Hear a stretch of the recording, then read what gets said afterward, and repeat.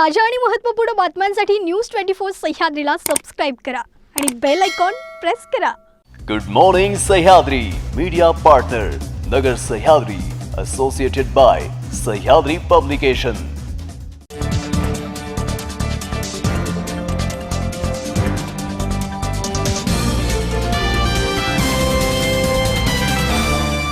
Good morning, आपण पाहताय news 24 Sahyadri. पाहुयात राज्यभरातील ताज्या बातम्या गुड मॉर्निंग सह्याद्रीमध्ये। कांजूरमार्ग मेट्रो कारशेड प्रकल्पाला दिलेल्या स्थगितीसाठी राज्य सरकार सर्वस्वी जबाबदार आहे या शब्दात मुंबई उच्च न्यायालयानं कांजूरमार्गाबाबतच्या निकालात महाविकास आघाडी सरकारवर ताशेरे ओढलेत। हा प्रकल्प सर्वसामान्य जनतेसाठी किती महत्त्वाचा आहे याची आम्हाला पूर्ण कल्पना आहे, मात्र ती जमीन MMRDA ला हस्तांतरित करताना जिल्हाधिकाऱ्यांनी आपल्या पदाचा आणि त्यासोबत आलेल्या अधिकारांचा दुरुपयोग केल्याचं प्रथमदर्शनी सिद्ध होत आहे।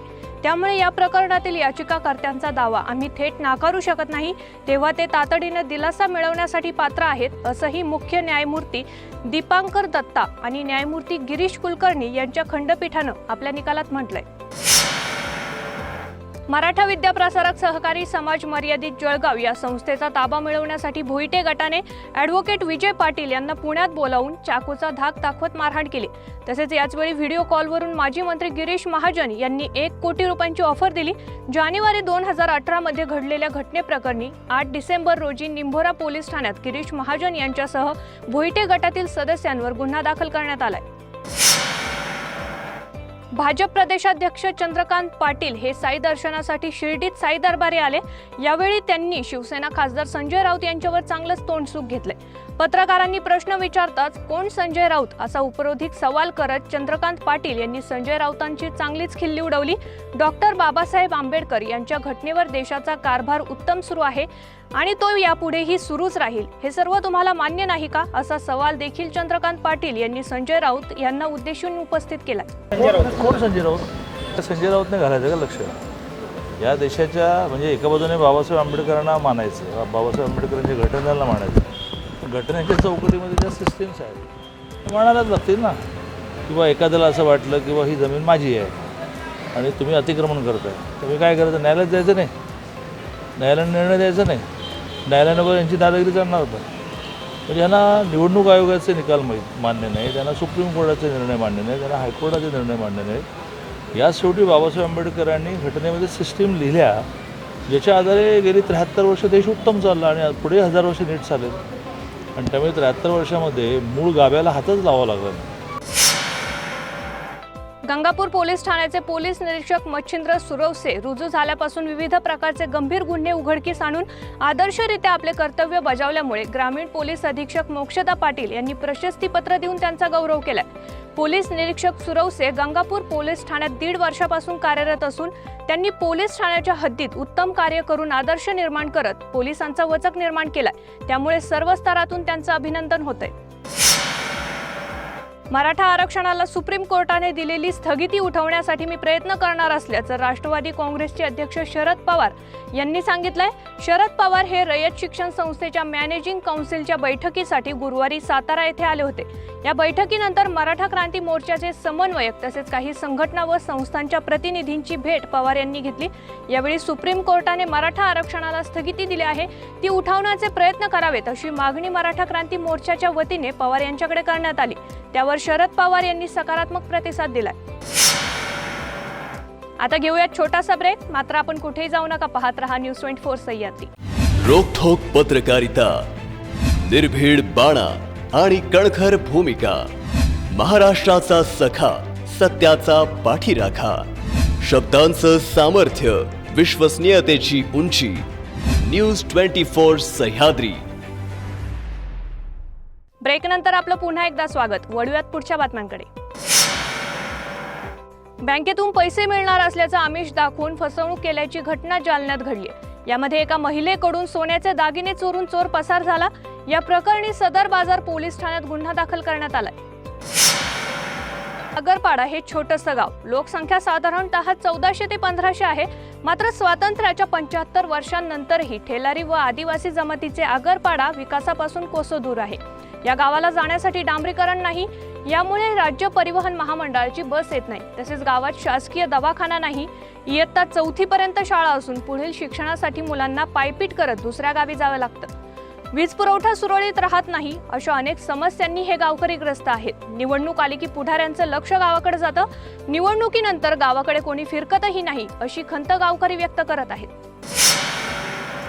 उल्हासनगर महानगरपालिकेच्या मालकीची असलेली परंतु सध्या भूमाफियांनी कब्जा केलेली शहरातील सर्व समाज मंदिरे महानगरपालिकेने त्वरित ताब्यात घ्यावी, अन्यथा मालमत्ता कार्यालयासमोर मनसेच्या वतीने ठिय्या आंदोलन छेडण्याचा इशारा शहर संघटक मेनुद्दीन शेख यांनी मालमत्ता विभागाच्या प्रमुख विशाखा सावंत यांना निवेदनाद्वारे दिलाय। उल्हासनगर महानगरपालिकेचा मालमत्ता विभागाअंतर्गत येणारे उद्याने, शाळा, शौचालये, समाज मंदिरे अशा भरपूर ठिकाणी भूमाफियांनी लोकप्रतिनिधींच्या हस्तकांनी स्थानिक जे पुढारी, स्वयंघोषित पुढारी असतात, त्यांनी त्या शौचालयांवर अतिक्रमण केलेलं आहे आणि ती शौचालये त्यांनी ताब्यात, जर आठवड्याभरात तसं काय झालं नाही तर आम्ही मालमत्ता विभागाच्या दालनासमोर ठिय्या आंदोलन करणार। मानपाडा भागातील आडवली गाव या ठिकाणी बेकायदेशीररित्या मिनरल टर्पेट ऑइल व बेस ऑइल यांचे मिश्रण करून त्यामध्ये रासायनिक रंग मिसळून भेसळयुक्त बायोडिझेल बनवत साठा करून ठेवल्याची माहिती क्राईम युनिट 3चे वरिष्ठ पोलीस निरीक्षक संजू जॉन यांना मिळाली। या माहितीच्या अनुषंगाने या गाळ्यांवर छापा टाकून कारवाई करण्यात आली। यामध्ये त्यांनी वापरत असलेल्या 5000 लिटर क्षमतेच्या 8 टाक्या, इलेक्ट्रिक मोटार, महिंद्रा कंपनीची पिकअप असा एकूण 30,86,700 रुपयांचा मुद्देमाल जप्त करण्यात आला। तसेच यामध्ये 5 आरोपींना पोलिसांनी पकडलं असून त्यांना 21 डिसेंबर पर्यंत पोलीस कस्टडी देण्यात आली। मिनरल टर्पेंटाइल ऑइल आणि बेस ऑइल यांचं मिश्रण करून बेकायदेशीररित्या विनापरवाना बायोडिझेल तयार करण्याचं काम चालू असल्याची गुप्त माहिती आमच्या वरिष्ठ पोलीस निरीक्षक साहेबांना मिळाली होती।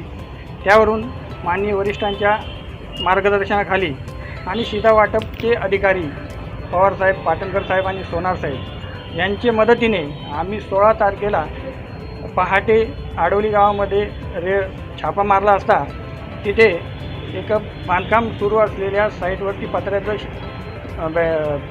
कुंपण करून त्याच्यामध्ये आतमध्ये 8 मोठ्या पाण्याच्या टाक्या लावून त्याच्यामध्ये मिनरल टर्पेंटाइल ऑइल आणि बेस ऑइल हे एका टाकीमध्ये मिक्स करून ते मोटरद्वारे त्यांना फिरवून मिक्स करून त्याद्वारे बायोडिझेल बनवण्याचं काम चालू होतं आणि तिथे एक टँकरमध्ये बायोडिझेल भरण्याचंही काम चालू होतं। हे करत असताना आम्हाला तिथं एक टँकर आणि एक बुलेरो गाडीमध्ये ते भरत असताना 5 इसम मिळून आले आहेत। आम्ही त्यांना अटक केलेली आहे।